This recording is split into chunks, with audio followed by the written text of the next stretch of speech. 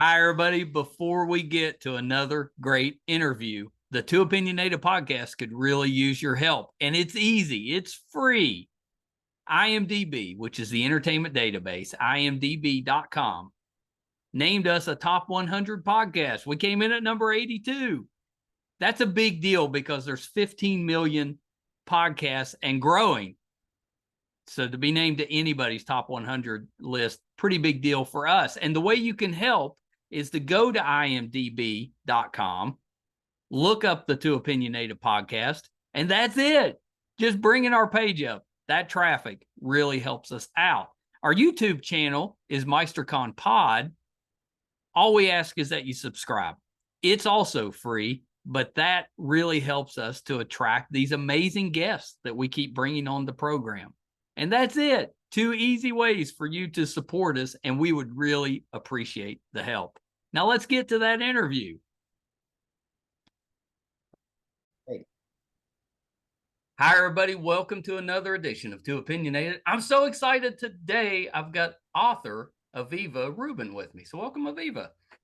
Thanks for having me. I'm thrilled to be here. I'm pretty excited to talk with you, and we'll get into the new book. I saw that Sasha has had you doing the podcasting rounds. I've seen you on a few. Oh, yes, I've started in. So it's pretty exciting and very new. It kind of like when you have something that you're putting out there, it forces you to become good at social media and Zoom and all of that stuff. Yeah, no, that's for sure. It does. I'm trying to learn the technology pieces are a challenge. And I was very relieved that I was recently told that by a couple of people, your book is not a TikTok book. And I'm like, yes. No TikTok. TikTok's intimidating. I mean, lots of people do a great job at it. I don't think that would be me. I laugh because like my parents, they think I'm a technical expert. So if they have trouble, they call me. Yeah. Well, I just turn around and call one of my kids or maybe even the grandkids and send them over there. I'm like, you don't want me. I might be able to figure it out, but it's going to take a long time. Yeah. The younger they are, the quicker they seem to grasp that stuff. Yeah. Kind of amazing. No, I understand that because my father, who's 93, does the same thing with me. I mean, he assumes I've got to be better than him, which I am, but right. I also turn to my kids because it's like I'm pretty hopeless. Yeah, it's just different degrees. Like compared to them, yeah, I guess I'm an expert, but I'm not. Yeah. So Aviva, let's start this way. Tell me a little bit about what got you interested in writing. Has that always been what you've done, or were you doing a different career and then moved into this? Tell me a little bit about yourself. I would say it's kind of a bit of both. I've always loved writing, but I worked as a bureaucrat for about 22 years, and the last 8 of which were doing health policy. So kind of a complete about face. But whenever there was somebody was retiring or something was going on, I would always get asked to write the little send off, or I love doing that sort of stuff. But about 12 years ago, I left that job and with the intention of building a writing career. And mostly what I've written is memoir type of stuff, first person stories. I was diagnosed with lymphoma about 11 years ago. I wrote a series about that was published in a national. Was Lost and Found and Lost and Found in Lymphoma Land. So yeah, I like the name. That caught my attention. I was like, well, that's good. I have to say that it is quite funny. I mean, it's harrowing and grueling, and it was terrifying for me because I get very easily stressed out. But it's also a funny book, and I think it was helpful to a lot of people who are going through the same things. Not everybody has the words for it. I mean, if you can put that down, then it can be helpful to others.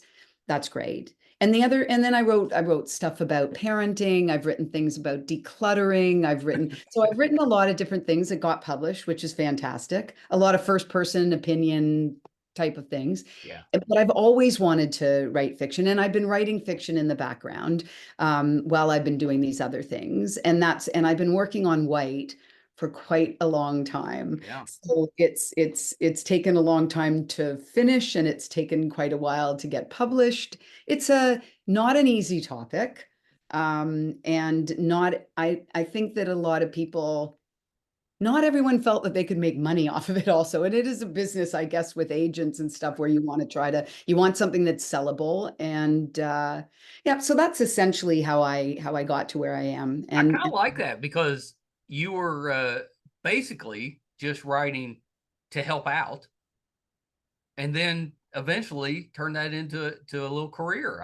I think that's terrific. You know, all of us, I think, have a little bit of wanting to write, or maybe to do something creative, but we usually lose interest pretty quick once we sit down and try to do it. It takes discipline, and you know, good for you for having that to actually complete a full novel. That's not easy. yeah, well, it that's true. It's not easy, and certain parts come much more easily than other parts, but I've enjoyed doing it, and I'm very excited that it's gotten to this point and that it's actually going to be out there. Yeah, that's pretty terrific. So the novel is named White. You know, tell me a little bit about it. What's White about? Well, it's a story of a young woman who grows up in a white supremacist family, Oh, and she has a couple of encounters when she's very young, like around the age of 10 or 11, that yeah. completely change her views. So she makes friends with a black boy who's just come to her school, and then she meets the town librarian, and they kind of it that ends up blowing her views right open, and she changes her perspective on things, but she still has to live within her family. And at a certain point she decides that what she's going to do is try to fight that white supremacist movement from within, because she already passes, and there are a lot of pretty dire consequences as a result. So that's essentially the story. When the story opens, and Sarah Cartell, that's her name, is on her way to a mental institution in Toronto from where she was at university in Montreal. And you know that something has gone terribly wrong. And then the story unfolds from there. Yeah, it's especially here. You know, I'm not in Canada, but here in the States, that's a very timely story right now, unfortunately. Yeah, it absolutely is. It absolutely is. And like it's a very different time for that story, even from when I started writing it. The novel is set in the 90s, and I at a time when I was doing like anti-racist and anti-fascist Yeah, activism in the city, and there was a lot going on in terms of white supremacy, like organizations and Holocaust denial. Like there was a lot happening, and and that kind of gave me the idea for writing the book. But right now it feels like things are very different than they were even a few years ago in terms of the acceptance of those belief systems as legitimate and just fine.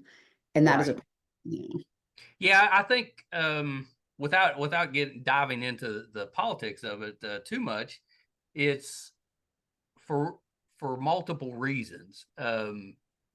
It has become okay to express views based around hatred, and I think that's an area where social media especially has kind of failed us, because I freedom of speech, great, yeah. absolutely, but we're getting a little too much of that type of speech, and it's not something that, you know, as I'm a fairly recent grandparent. I don't want to expose my grandkids to that type of those type of views. Maybe down the road when they can kind of put them into context, but you know, right now that's a little dicey. So what are your thoughts just on that? You know, the climate we're in now, and do you think that, you know, am I overblowing it, or is that an actual problem going on? I think you're not remotely overblowing it. I think it's a huge problem now.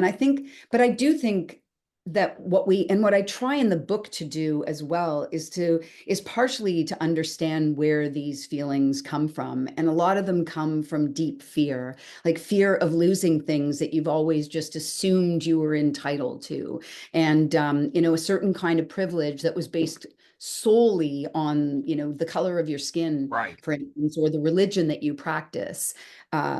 So I think that politics aside, I mean, unfortunately, it plays out in some ways Sure. politically, but the fact that there is this growing acceptance, and that's how somehow that, being proud of who you are is a good thing, and it's not that being proud of who you are is a bad thing. It's just when it's on the back of other people, and this idea that you're having things taken away from you, and that giving rights to other people is somehow losing them yourself. Like, it feels like there's a lot of that going on, and the worse a climate is, in terms of economics or whatever, the more threatened people feel, and the more they look to try to scapegoat other communities and blame them for their for things being bad. So, and I think we're in a particular time right now where all of those things are coming together and creating an atmosphere that is more accepting of that kind of hate, which people will argue, oh no, it's not hate, it's just me being, good with who I am. And I don't believe that. I think hate is what underlies it Well, completely. you brought up several really good points there. Agree. They're when they state something like that, I'm just expressing my viewpoints. This is me. What they're either not being honest with themselves, or they know why they're doing it, but they don't want to come out and say that, which always kind of surprises me, because I'm like, if you're going to have that viewpoint, own it, Yeah, come yeah, out and yeah, just say it, because we know you're not fooling anybody. yeah, But the ones, I think, those individuals, the ones that are kind of open about it, that's one thing. That's a danger that I think we can all recognize. The real danger, though, to me, is all of these new individuals that have become kind of emboldened to speak yeah, these type of views, and they're doing it. It's a little more subtle, so that you got to kind of pay attention, but they do it through making fun of someone, or making just a comment that they say, well, that's just a joke. Well, yeah, is it really a joke, or are you trying to get some type of agenda out there? yeah, yeah. I think that we are in a culture of like where permission has been given, Yeah. permission has been granted to people to hold those views and hold them out as just completely legitimate Right. perspectives on the world, and then other people saying, oh yeah, that's true, that go forth and have your opinion. And I think your observation about like freedom of speech and how people will use that argument to say a lot of really hateful things and just say, oh, I'm just exercising my freedom, my freedom to dump on and hurt other people, basically. I mean, I always kind of look, yes, you've got freedom of speech, but you're not free from the consequences of what you say. You Yeah, know, it's difficult right now, especially we're talking social media. It's difficult.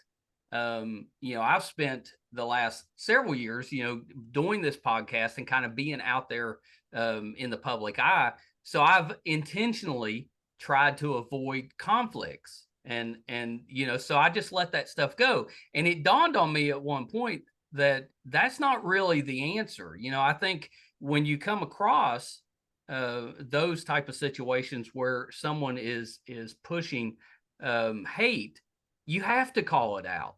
You yeah, have to. And I don't mean get into a fight with somebody. I don't mean be disrespectful, call people names, any of that. But you have to point it out, and you have to bring up the fact that this isn't okay. Or because if we're silent, that's when it just keeps happening and it gets worse.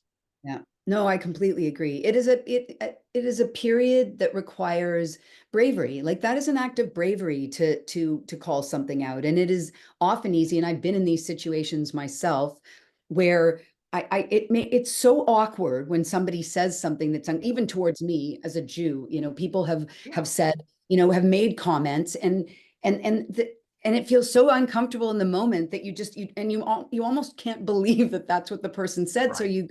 you go silent. And I think it is an act of bravery. And I commend you for like the opportunity, for taking the opportunities that you can to name that, because I think it is often easier and feels safer somehow not to do that. But you end up being complicit, That's right. in perpetuating those kinds of. My fear was I was going to give somebody the mistaken thought that I approved of what they're saying because I Yeah, didn't say anything yeah, against it. yeah, Yeah. And absolutely. I was like, I got to stop doing that. Yeah, I've got a little bit of a platform. It's not that big, but it's a little bit of one, and I don't want people to mistake that intention. Yeah. Don't let me just stand by while you're doing that. That's kind of guilty by association. I don't want that. Yeah, absolutely. And I think that the whole mushy middle is like, that's a problem. Generally in society, people will just like stay safely in their place Right. and not call anything out. And Well, it's that in a way it's that's safer, but it's a happier space because you don't really want to get down in the muck or in the ugliness, yeah, and that's difficult to do. And you're right, it does take a little bit of bravery, but I'm hoping that more and more of us will do that. Let's force these people back underground. yeah, yeah, exactly, exactly. Let me ask you this, getting back to White. Was I'm guessing you kind of hinted at that, but even though it's a work of fiction, is some of it based on your experiences? It's based less on, how do I answer that? I mean, as I think I mentioned before that I did a lot of activism in the Yeah. 1990s, like street activism. And so that and learning about what was going on with white supremacist organizations across this country, like that experience I brought to the story, like that there are activists in the part of the story that's set in Montreal. So that's partly based on that. I had a very dear friend who did infiltration of a white supremacist group in Montreal. Her story is not Sarah's story. It wasn't that was not her family background, but she felt somehow because she could pass that it was somehow partially a responsibility to sort of seek those things out and expose them. So it was more those experiences that informed the broad story. It is based on a lot of actual history, mostly white supremacy in Canada, but partly in the United States, and a large piece of research that was done by Warren Kinsella. He wrote this book called Web of Hate. Oh yeah. Yeah. He wrote that in the 90s, and that was a huge source of information for me. The things that are kind of, I guess, come from my experience are it really kind of digs into family relationships and children and parents and all the tensions that are there. And so I think that even if you're writing like the wackiest fiction that's so far from your own reality, you're going to bring in your own experiences of how human interactions and how you face the world. So from that point of view, there's a lot of things. I think there are friends who probably will read the book and go, I recognize, like, I have two brothers, Sarah has two brothers, it's that sort of thing. But the story itself is not like her family. It's not directly connected to my experience. Also, though, I mean, dealing with issues of, racism and anti-Semitism and intolerance has always been really important to me. So it was, that's partly why the book is grounded in Yeah, that. and that makes sense. I'm guessing I read it yet. Can't wait to read it, but I'm guessing that it's not straightforward. It's not like you're painting white supremacists as individuals as terrible people, which is part of the issue because a lot of times you don't know on the surface with somebody you're interacting with. They can be very pleasant. They can you can interact with them for years sometimes and not realize what's underneath. And so did you actually do that in the book? Is it not as cut and dried so that you mentioned family, she's probably struggling some with the feelings that her family was Yeah, having some of yeah. these feelings, but also once she gets in there, I'm sure she ran into people that she kind of liked. Well, and I think, and that's the dilemma. So you love your family are haters. I mean, that's their views on the world, and yet you love them. They're your Yeah. family. And so that's a huge tension. There's really only one categorically awful character in the book, and you find out pretty early on, and that's the grandfather.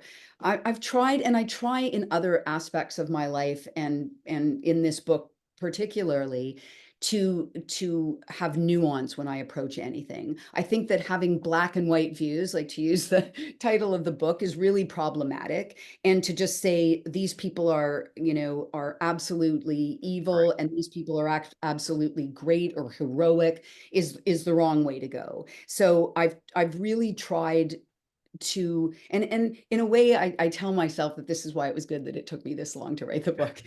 That nuance has emerged over the course of time Right. in the writing. Like, I think that like for the father character, for instance, was probably way more, way more fixed initially, and I've come to have a lot more empathy for him over time. And as we were talking about before, a lot of these views come from places of fear, and and I do want to try to understand that. And I think the problem with the world being so, as divided as it is right now, is that we don't even make the space to have conversations with people who That's right. hold completely different views from ours. And if we can't, then we're sort of like doomed to keep repeating those horrible divisions and actually get anchored into them even more and more. And so that sort of, I think, starts to answer the question. I think that it's important to see everyone in their humanity, as Agree. well.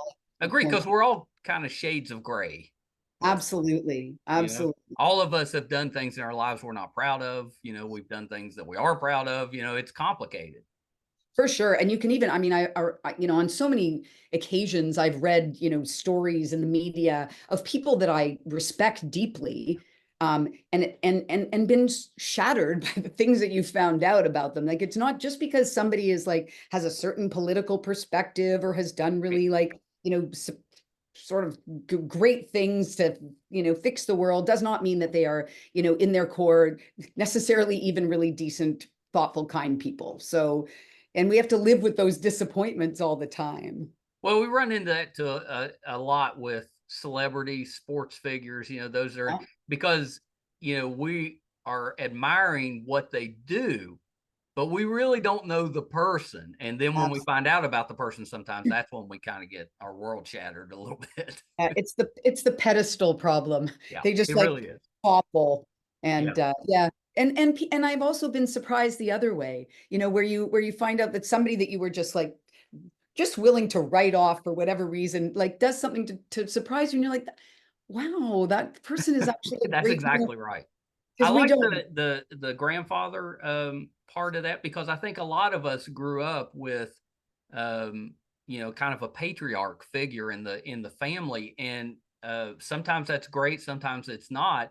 But they have a lot of control within the family. Sometimes it's a matriarch. Most of the time, though, it's a patriarch type figure. And like with our family, my grandfather was a Baptist minister, and we tended to kind of live in that world, while he was here, and that was fine. It was great. But when he passed, it it opened up so much stuff. Some of it negative because we miss getting together as a family. You tend to drift apart when you lose the head of the family. Um, but it also opened up some stuff that maybe we weren't comfortable saying when he was here. And I've talked to cousins and stuff, and I'm like, oh, you felt that way too. Yeah, yeah, And I'm not saying it was bad, just an observation. yeah, yeah, for Yeah. sure. So I kind of like that because I think that a lot of us can relate to that. You have a kind of that head of the family. Yeah, They do no. have so much influence. And And if their views are pretty negative, it's gonna have an effect on you. yeah, and as a young child, when you don't really have other examples around you yet, you just kind of assume that is, and that's the case with Sarah, who, I mean, and she goes along wholeheartedly Yeah. until she doesn't. Like, she expects fully that she will be kind of a leader in that movement when she gets older. because, and the grandfather though is also there's also the children who are like the grandchildren, Sarah and her siblings. Also, there's a lot of funny behavioral tics and weird ways that the grandfather behaves that they also find kind of like, they don't know really exactly what to do with him, but Right. he's the grandfather and these are the views and this is the family. That's right. That's right. Yeah. Does Sarah, by the end of the book, does she have any epiphanies? Does this journey, does it change for at the end of it, or is she still trying to figure it out as the book ends? Oh, I'm not going to answer that question. I mean, well, I will answer it to say, yes, definitely. I mean, it would be disappointing, I think, if she had no epiphanies and realizations. I would say that a lot of them, one of the main relationships in the book, and you find this out from the very beginning, is a therapeutic relationship. So Yeah. she is institutionalized for a while and she has a therapist, Mona. So a lot of her, like one of the core sort of themes of the book for Sarah is that I think she really doesn't believe that she is deserving of belonging in the world that she's trying to create. So she wants to fight white supremacy and get rid of neo-Nazis and do all that work, but somewhere she sees herself as that thing, as part of what should be gotten rid of because of how she grew up. So I think a lot of the epiphanies are personal epiphanies, Yeah. and certain realizations of how her way in the world, what she saw as self-protection was not in the end really protecting her. So it's more things like that. Like I don't want to get into the specifics too much. And Well, there's you want other to give away the ending. You don't want to do I that. don't certainly don't. And there's things that unravel. I think that the synopsis of the book says, suggests that there are things that unravel in a family history that blows up. But I think that some of the most interesting things that she figures out are about herself. Yeah. Yeah. I kind of love that. I kind of love that. Was it, as a Jewish woman, was it difficult to write, or was it more cathartic? Um, One day when you've read the book, we'll come back to the discussion around the word cathartic, because it's a bit of a theme in the book and Okay. whether that even exists. But I think rather than cathartic, it just felt important. Like it feels important to not stop talking about this. And it's complicated because I think that what often happens with people who are, from somewhat more marginalized communities or whatever you want to call it, is people are just like, oh my gosh, would you shut up already about that? Like the Jews, they don't stop talking about anti-Semitism, or the Blacks don't stop talking about racism. And it's like, keep talking. Yeah. These are issues. And it is unfortunate that we are often end up being the mouthpieces for issues related to our own communities, LGBT, like whatever it happens Right. to be. People will go, oh, you're from that community. Would you like to speak about about racism? And it's like, no, actually, I would like somebody else for once to start talking about that. Let So somebody else carry that burden for a little yeah, while. exactly. Or at least join hands and carry it with me. So, it feels, as I said, important to just keep having these conversations and to to recognize that these are not historical problems. They are deep current problems, That's right. that need attention. Yeah, that's exactly right. Did you discover anything? Did you learn anything through the process of writing the book that kind of surprised you? Hmm. Um, I think in some ways, like in the process of writing and rewriting and rewriting and rewriting, I think sometimes I get surprised by my own rigidity. Like I think of myself as being like so open, to different ideas and different perspectives. And my son, this is a few years ago, but he once said to me, the problem with you and your friends, Mom, is that you have fixed ideas and you don't change them about anything. And I'm like, that is so untrue. And I was like, that is so true. Yeah. And and so I think in the process of writing the book, and even in our conversation about nuance and about trying to be more open and not see things as fixed categories, or so I think that is probably one of the things that I had to realize and shift. And the other thing I think is also like our own built-in prejudices Because we all have them. racism. Absolutely we do. And I felt like I had to confront that in writing the book. And sometimes it was people pointing that out to me, either like overly positive biases towards Jews, or underlying assumptions about people from other, from other groups that I didn't even realize I held. And I think that also, that realization, which I've always sort of had, that we are all racist, and it's just and you have to constantly try to be aware of that. Yeah, um I think that's absolutely true. It's for a variety of reasons. We all have those feelings.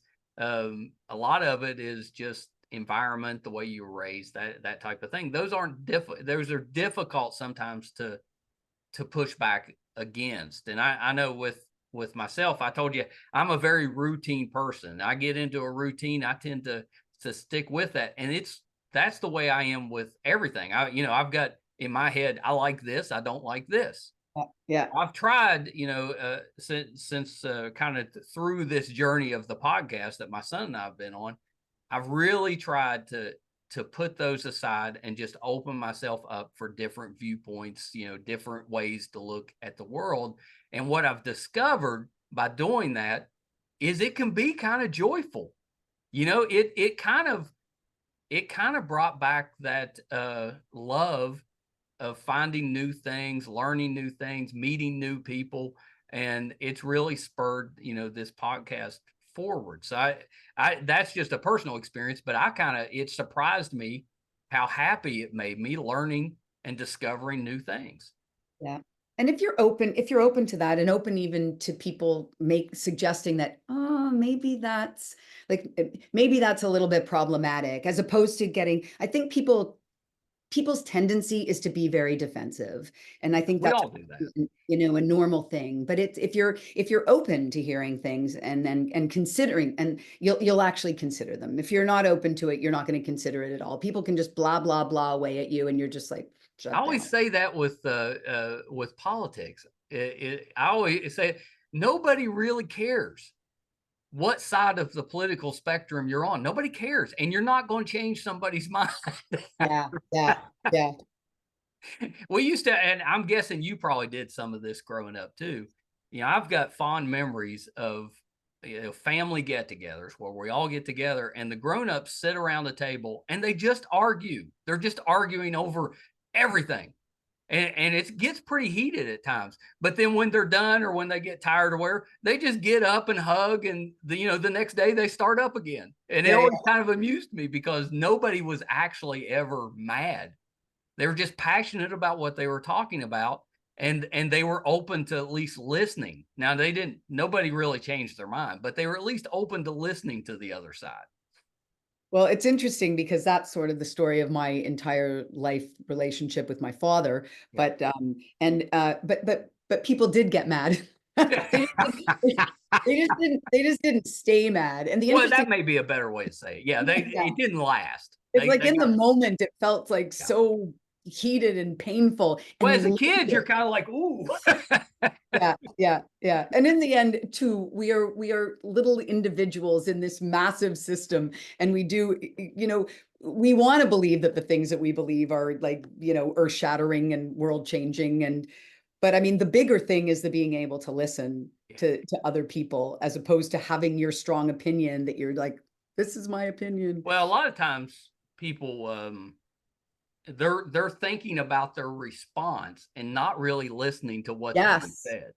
You Yeah. can sometimes feel that with people. Like, you can see those little wheels, and they're not hearing anything that you're saying. Yeah. Yeah, they are Yeah. exactly. I fight against that sometimes, Yeah, and yeah, when I realize that I'm doing it, I'm like, oh, stop that. yeah. Well, Pay attention. the older I get, the more I do that, just to remember the idea. It's like, if You you know, don't. Sorry, go one ahead. thing I kind of learned observing those kind of arguments and stuff is that they all kind of loved it. They looked forward to getting together Yeah, to have those arguments, even though they knew at times they were going to get mad. but they kind of enjoyed the argument, you know, and we've lost that a little bit. I think as a people, we don't really enjoy the argument. We come away with it. Everybody feels bad. Nothing was gained, and it's kind of pointless. If we could get back to that, where we could just articulate what our views are, listen to what the other person's views are, and then even if we get upset in the moment, just let it go and still realize, hey, I still love that person. We just differ on that. I feel like over the last few years, like as the polarization has gotten worse, and maybe also through COVID, that feels like the arguments and the differences in our opinions feel much more painful and loaded, and it feels like there's so much more at stake. And Agree. and I don't know what the answer is there, where you feel like there's so much more to lose than there ever was, and just like a friendly debate. It doesn't feel that way anymore. And families are being like ripped apart. Yeah. uh I mean, families have always been ripped apart over certain things, and that's sort of part of the theme of the book, but I think it feels now like there is almost like people are going to places from which there is no return, and I don't know. I know. It's an issue, but it's one that to solve it, we're all going to have to get behind solving it. Yeah, exactly. Well, it's at the point where I think that we know, and I think Oprah said this last night, Yeah. that when we all come together, we cannot be defeated. And, so and if we can just figure out ways to do that over the things that are that are most important to us, and things that cross over, they cross like political divides or racial Right. divides. Yeah. Yeah. I completely agree with that. It'll happen out Aviva, of go need, ahead. need and desperation, you Yeah. know. Right. Uh, Now, Aviva, thank you so much for talking a little bit to us about White. When does the book come out? So the official launch date is October 1st. So I think Cool. that's when they start getting sent out. Yeah. And yeah, that's when you'll be able to get your hands on a book. I look so forward to hearing what people have to say and what you have to say once you've read it. I'd love Well, to hear. I read a lot of the reviews that you'd had, I guess, advanced copies, people looking at, and they were all very positive. And we've had a few of those authors have been on the podcast, so I trust their opinion. So Oh, they all love it. So I'm like, oh, I gotta get this book. So October 1st, I'm guessing it's going to be available everywhere. yeah, it is pretty much. It's available for pre-order now, like Yeah. the Amazon and Barnes and Noble and any indie bookstore that you want, like the indie bookstores in the United States and in Canada. It's available there. So yeah. How exciting for you is that's your first fiction novel. It has to be kind of exciting seeing all that up there, that the It's so pre-orders. exciting. And Yeah. since I actually, as you can see behind me in here, I actually have the books now. So, it was very funny because a friend of mine ordered one through a bookstore here. And for some weird reason, it came in before anyone could get one. And I hadn't seen it. And there she was, she's like, here's the book out in the world. I was like, hey, how did you get it first? But now I have it. That's pretty great, actually. Yeah, yeah, yeah. Well, so Aviva, before I let you go, anything else that you're working on that we can keep an eye out for? I have another couple of novels, but I don't know how quickly they'll come up. Yeah. They'll come out. They're extremely different from the story of White. One of them is it's set on the eve of the American election of 2016. Oh, And it's a young woman, a girl, really. She's like 17 years old, and she's so excited about Hillary Clinton becoming the next, the first female president of the United States. And she's planned, in order to celebrate that, to go out on a by herself camping trip, which she's never done, like out in Gila in New Mexico. And her mother, who has not voted for Hillary, there's been huge tension between them. And so off she goes without telling her mother where she is. And the mother has to try to find her. And it's a mother-daughter sort of story, but there's also a couple of ghosts that come up in the book while she's out there. So oh, that's yeah, one that of one the sounds good too. And the other one is about it's set in like 2017 in Pittsburgh, and it's the main character is a woman in her later 50s who's like a math whiz, but who's been completely undervalued at the like little boutique money management firm that she works for, and her boss has a heart attack, and all of these things get revealed about she revered him so much, what was actually going on, and the sort of mystery of not good things that were happening there, and how that unravels, and how the main character is forced to change a lot of her ways and all of her attitudes in order to, Yeah, that sounds to great. solve And, the and mystery. Pittsburgh, that's my end of the country. We're about 3 hours away from Pittsburgh, but yeah, Great pretty city. yeah, pretty close. Where do you come up with the ideas? It's funny, people, I don't, I don't even know. The idea for the camping trip Yeah. book came out of the you've probably read and watched the movie Into the Wild. Yeah, of course. So That's a good I, movie. I read that book about Chris McCandless many, many years ago, and I was very struck by like the people who go out, like sort of leave society behind and head off into the wilderness to either try to conquer it or prove something to themselves. Like it is the absolute opposite of me. And I've Right, always me been too. kind of fascinated by people who do that. And in that book, there are also like the Into the Wild, there are also stories of other people who've done that. And so that's kind of where the idea came from. And Chris McCandless is one of the ghosts in the book, actually. So and and and and the main character um, is trying to sort those things out for herself, sort of where she belongs and why people are so attached to society, and why you would go off into the wilderness to, try to figure yourself out. So I forgot the question that you even asked me in the No, I was first. just asking where your ideas came from. But so sometimes something just like something pops up.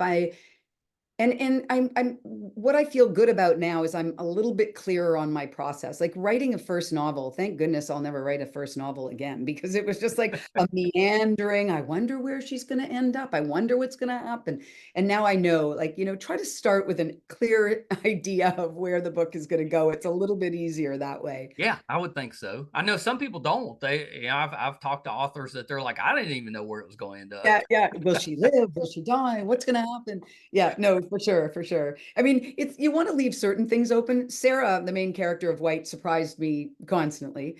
Um, Even though it was me creating the surprises, Right. I was surprised. It was like, wait, no, don't do that. But yeah, so it's I wish I kind of knew exactly where the inspiration comes from, but I don't. And then all of a I think sudden that's I'm telling okay. a story.